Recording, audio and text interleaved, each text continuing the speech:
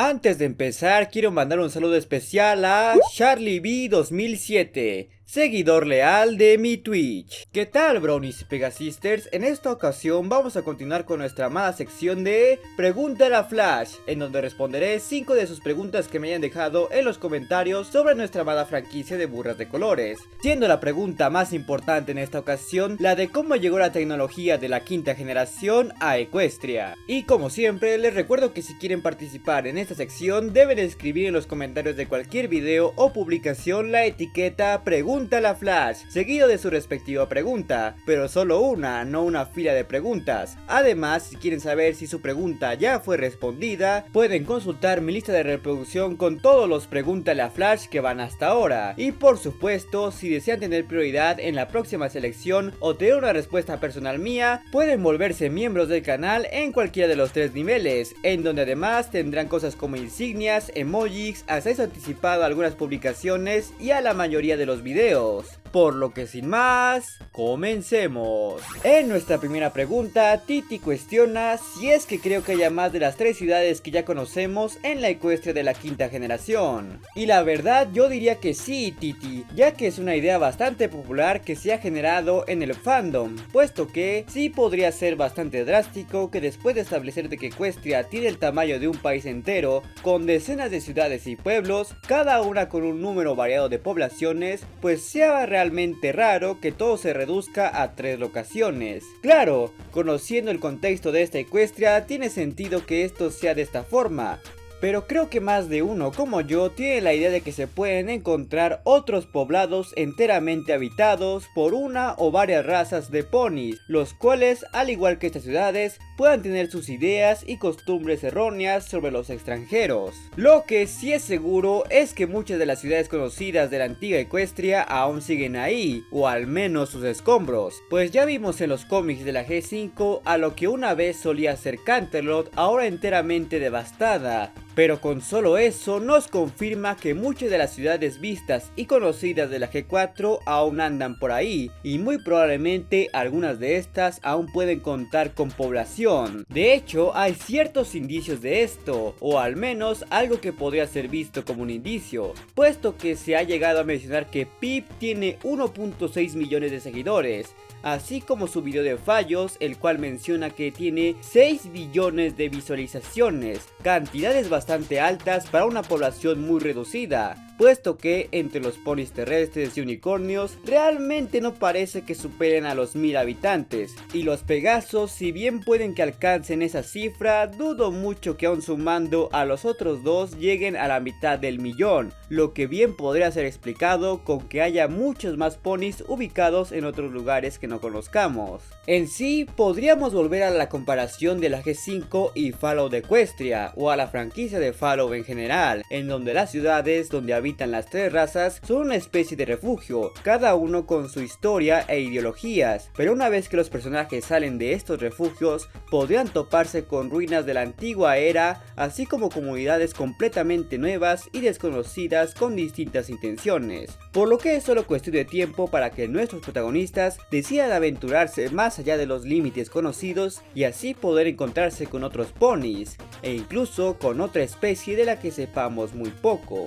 Por lo que ahora en nuestra segunda pregunta, la estudiante de la amistad Camila Bendo cuestiona ¿cuál es la edad de las Main Six? Y bueno, debo decir que esto es algo muy difícil de determinar, ya que como suele ocurrir en muchas series animadas, los datos sólidos como la edad de los personajes suelen ser ambiguos para así no ser tan restrictivos con las fechas, y más tratándose de escenarios donde no sabemos si el tiempo está catalogado del mismo modo que el nuestro. Lo más que podemos hacer para esto es deducir el mayor aproximado de las edades en base a lo que sabemos sobre ellas, y el primer gran factor con el que podemos basarnos es nada menos que Spike, el cual como sabemos nació gracias a la magia de Twilight a una edad muy temprana, y es gracias a ello que ella y sus amigas lograron obtener sus Cutie Marks, y dado a lo ya mencionado por Applejack, sabemos que eso ocurrió a una edad aún más joven que la de las Cutie Mark Crusaders. Con estos datos en cuenta, también debemos cuestionar la edad de Spike Spike y la de las Cutie Mark Crusaders. El dato más sólido que tenemos respecto a esto es que Lauren Faust, creadora de la serie, llegó a mencionar que Spike al inicio de esta poseía 8 años,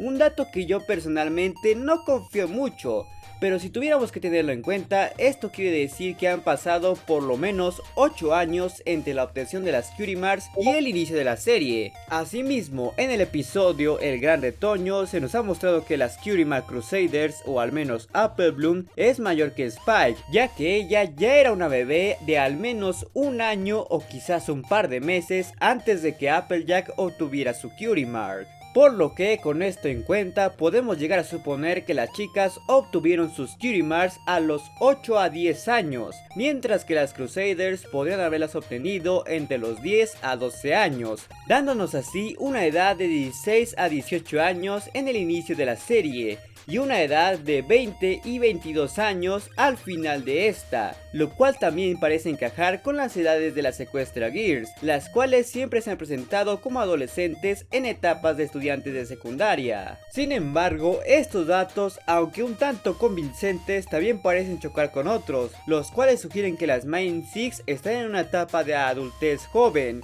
Esto principalmente porque su estilo de vida no encaja con el de un adolescente, sino con la de una joven adulta, la cual es perfectamente independiente y posee los recursos y conocimientos necesarios para un trabajo completo, e incluso emprender negocios, como en el caso de Rarity. Algo que no pasa con las Sequestra Girls, pues aparte de lo obvio, hay que tener en cuenta que ellas no poseen empleos formales, sino trabajos de medio tiempo en distintos negocios. Ni siquiera Rarity es tan emprendedora como en este mundo, ya que la boutique donde trabaja no es suya, solo es una empleada. Otro detalle que hay que tener en cuenta es que la diferencia entre cada etapa de crecimiento de los ponis es muy notoria, teniendo a los bebés, a los niños pequeños, los niños grandes y preadolescentes, que son la mayoría de los potros en la serie, y los adolescentes, que son ponis de mayor estatura y piernas delgadas, siendo estos el mayor indicativo de que las Main Six no son adolescentes, puesto que ellas poseen una figura de adultas, una que bien podría abarcar desde los 20 hasta casi los 40 años. Como otro detalle que hay que tener en cuenta es que se tiene la creencia de que Fluttershy es la mayor del grupo, puesto que de potra se veía que ella era la más alta y tenía piernas más delgadas, casi como la de los adolescentes, indicando que ella ya estaba medio entrando en la pubertad, además de que ella misma afirma que es un año mayor de Pinkie, pero fuera de eso no podemos garantizar nada más. Salvo que es evidente que hay una variante de edad en todas las main. Ahora pasando a nuestra tercera pregunta, Ignacio Castro cuestiona: ¿hace cuánto se fundó Equestria? Una pregunta bastante interesante y que podría ser relativamente fácil de responder, ya que hay los suficientes datos sólidos como para dar una fecha aproximada, al menos respecto a los eventos de la serie. Primero que nada tenemos que tener en cuenta varios factores, siendo uno de los más importantes el que uno de los fundadores era Clover el Hábil, aquel unicornio de gran habilidad de la magia que ocultó la piedra de la memoria y que servía a la princesa Platinum. De él se menciona que fue aprendiz de Starsuit el Barbado, que como sabemos fue maestro y prácticamente figura paterna de las princesas Celestia y Luna desde muy corta edad. Esto hasta finales de su adolescencia, cuando este se terminaría sacrificando en el limbo para encerrar al pony de las sombras. Con esto en cuenta podemos inferir que Equestria se fundó en algún tiempo previo a la llegada de las princesas, pero uno que muy seguramente ha de estar en el rango de los 30 años. Esto porque aunque no lo parezca, Starsuit es más joven de lo que aparenta, al menos en los años más jóvenes de Celestia y Luna, ya que en varios contenido externo como las novelas se describe a Starsuit como un unicornio de barba y cabello marrón, y que era el mover el sol y la luna lo que hacía que este se tornara blanco, indicando que muy posiblemente andaba entre sus 50 a 60 años al momento de empezar a educar a las princesas, dejando a Clover como un joven entre sus 20 a 30 años para cuando se fundó Equestria. Pero un dato todavía más revelador se da en el episodio Cascos a la Obra, en donde se menciona que se ha llegado a cumplir 1111 años desde que Celestia levantó por primera vez el sol. Y ojo banda, se sabe que Celestia empezó con esa labor desde una edad relativamente temprana, prácticamente obteniendo su Curimar por ello. Por lo que con esto sabemos que Equestria debe tener más de 1111 años, ya que como ya mencioné, debió haber un periodo de tiempo bastante considerable antes de la llegada e incluso el nacimiento de Celestia, uno donde se pudieran asentar la mayoría de las poblaciones que se había en esos tiempos, así como construir el castillo que eventualmente sería de las dos hermanas, e incluso llevar a cabo los planes y negocios de expansión que sabemos que Equestria tuvo con Griffonstone. Así que si tuviera que dar una cifra específica, cosa que es realmente complicado, diría que estaría entre los 1140 y 1120 años previo a los eventos de la octava temporada al menos. Y eso hablando de números redondos, pues hay todavía más variables en ello. Es así que en nuestra cuarta pregunta, Testiciano cuestiona si es que en el mundo humano están las mismas personas que en el mundo Pony. ¿Entonces la Celestia y Luna humanizadas vivieron por 1000 años? Y bueno Tiziano, primero que nada debo mencionar que no todos los personajes poseen una contraparte Pony o humana, ya que los propios escritores han declarado que la propia Sunset no posee una contraparte humana, lógica que podemos aplicar en otros personajes Ponys y viceversa. Ahora, el caso de Celestia y Luna es bastante curioso, puesto que sabemos que ambas en el mundo Pony han tenido varios siglos de vida, el cual difícilmente se puede traducir al mundo humano, aun sabiendo que el tiempo ahí no funciona exactamente igual, ya que hace algunos ajustes en las edades de los personajes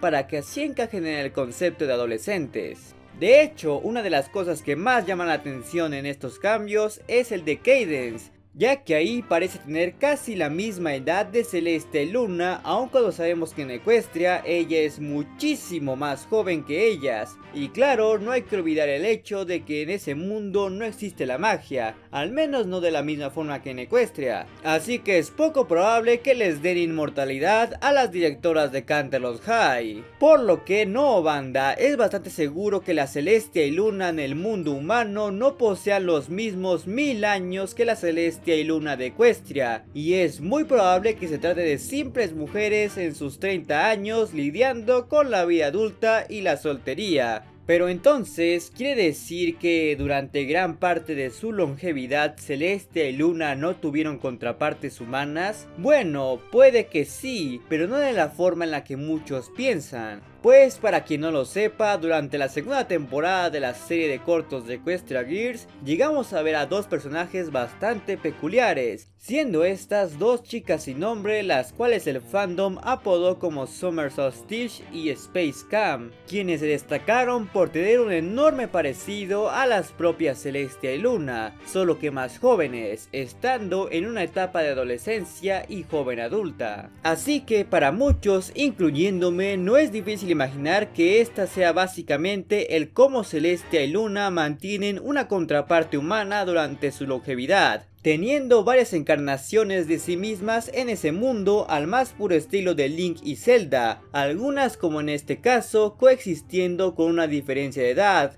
que bien podrían estar emparentadas. Claro que la posibilidad de que sea puro reciclaje de los animadores nunca se descarta, pero es divertido hacer ese tipo de teorías que siempre tienen un espacio para volverse canon y ahorrarles el trabajo de justificación a los escritores. Y para nuestra quinta y más importante pregunta, Isidora Belén cuestiona cómo llegó la tecnología a Equestria, o más específicamente, si esta llegó de un portal abierto al mundo humano. Y si han visto mis videos desde hace tiempo, sabrán que esa precisamente es una posibilidad que he planteado desde hace mucho tiempo, ya que la idea de que fuese el mundo humano el responsable de traer la tecnología moderna a Equestria es algo que hace bastante sentido, y de hecho hay bases muy sólidas para para ello. Primero que nada, hay que saber que la tecnología en Equestria es algo bastante confuso y contradictorio, puesto que básicamente es una mezcla de varias eras que no queda muy claro cómo se generan, pues en aspectos medievales tenemos cosas como carruajes, telescopios y así como mucha de la arquitectura en los pueblos más antiguos como Canterlot